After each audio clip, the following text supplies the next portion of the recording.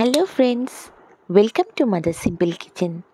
আশা করি যে যেখান থেকে আমার ভিডিওটা দেখছো, কাছে দূরে দেশে বিদেশে সবাই ভালো আছো। আজকে আমি তোমাদের সঙ্গে শেয়ার করব সর্ষে দিয়ে চারাপোনা মাছের ঝালের রেসিপি। চারাপোনা মাছের রেসিপিটা তোমরা অনেকেই তো জানো বা অনেকেই করে থাকো, কিন্তু আমি কিভাবে করছি এটাই আজকে তোমাদের সঙ্গে শেয়ার করব। একদম চারাপোনা মাছের এই রেসিপিটা দিয়ে তোমরা এক থালা ভাত অনায়াসে খেয়ে নিতে পারো। চলো দেখে নেওয়া যাক কী করে করছি। এর জন্য আমি চারাপোনা মাছ নিয়েছি। এখানে চারাপোনা মাছগুলো বেশ বড় সাইজের নিয়েছি, প্রায় 150 থেকে 200 গ্রামের মতন ওজন। এখানে আমি 3 পিস চারাপোনা মাছ নিয়েছি, গোটাই রেখেছি। এবার চারাপোনা মাছের মধ্যে আমি সামান্য নুন আর হলুদ মাখিয়ে নিচ্ছি। নুন আর হলুদ দিয়ে বেশ ভালো করে মাখিয়ে নিতে হবে, যাতে নুন আর হলুদটা চারাপোনা মাছের গায়ে ভালো করে লেগে যায়। দেখো, চারাপোনা মাছটা ভালো করে মাখিয়ে নিচ্ছি। এবার আমি এটা সর্ষের পেস্ট বানিয়ে নেবো। সর্ষেটা ধুয়ে নিয়েছিলাম, 3 চামচ মতন সর্ষে নিয়েছি, আমি এখানে মিক্সিতে দিলাম। আর এখানে দিচ্ছি নুন সামান্য, আর লঙ্কা ঝাল অনুযায়ী, আর গরম জল। যেহেতু আমি ঝটপট করে রান্নাটা করছি, গরম জল অ্যাড করলাম। তোমরা চাইলে নর্মাল ওয়াটার দিয়ে ভিজিয়ে রাখতে পারো। এবার কিন্তু আমি মিক্সচারটা একটা ছাঁকনির সাহায্যে স্ট্রেন করে নেব।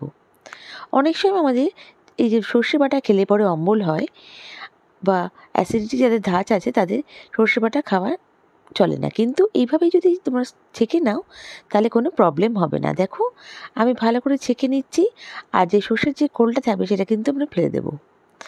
এটা ইউজ করছি না রান্নায়, এটা আমি ফেলে দিচ্ছি। দেখো, এখানে 1 বাটি মতন আমার সর্ষে হয়ে গেছে। এবার কড়াইতে পরিমাণ মতন সর্ষের তেল দিয়ে আমি মাছগুলোকে ভেজে নেব। দেখো, মাছগুলোকে পরপর দিয়ে দিচ্ছি। মাছগুলোকে বেশ এপিট ওপিট করে আমাকে ভালো করে ভেজে নিতে হবে। 3টে মাছ আমি একসাথেই দিয়ে দিয়েছি। এখানে জায়গাটা বেশ বড়ই আছে, তাই জন্য আমি দিয়ে দিয়েছি। দেখো, ভালো করে আমি উল্টে পাল্টে নিচ্ছি, আর মাছটা কিন্তু একটু ভালো করে ভেজে নেব।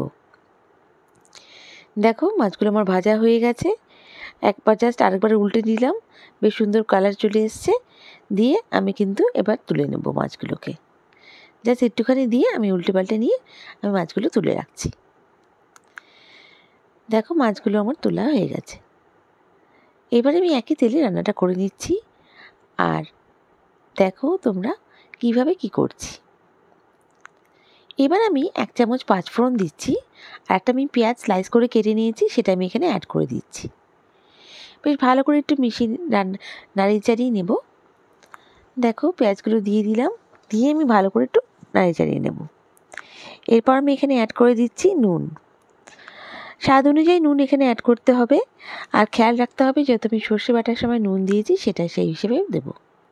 আর আমি এখানে 1 চামচ মতন হলুদের গুঁড়ো দিয়ে দিচ্ছি, দিয়ে একটু হালকা কষিয়ে নিচ্ছি।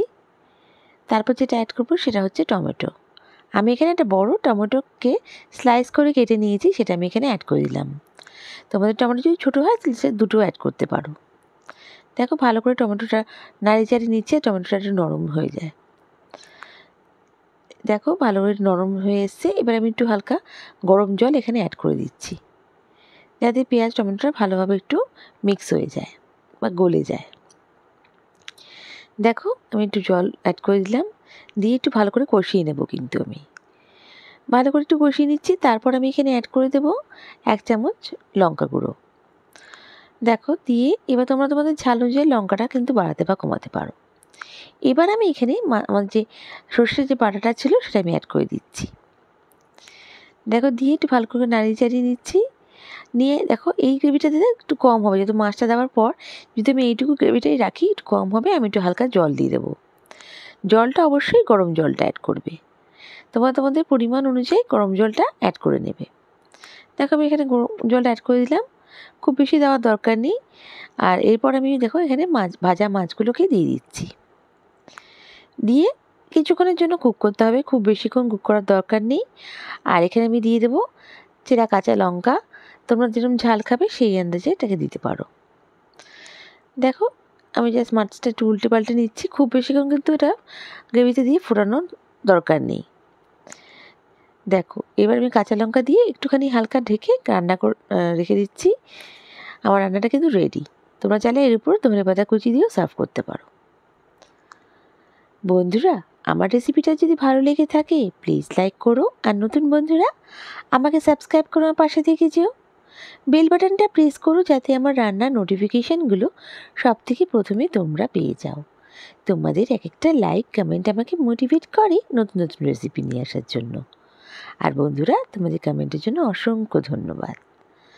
আর আমার এই রেসিপিটা কেমন লাগলো আমায় কমেন্ট করে নিশ্চয়ই জানিও।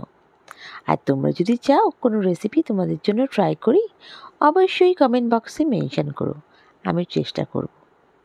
নেক্সট রেসিপি নিয়ে আবার হাজির হয়ে যাব। তোমরা সবাই ভালো থেকো, সুস্থ থেকো, বাই।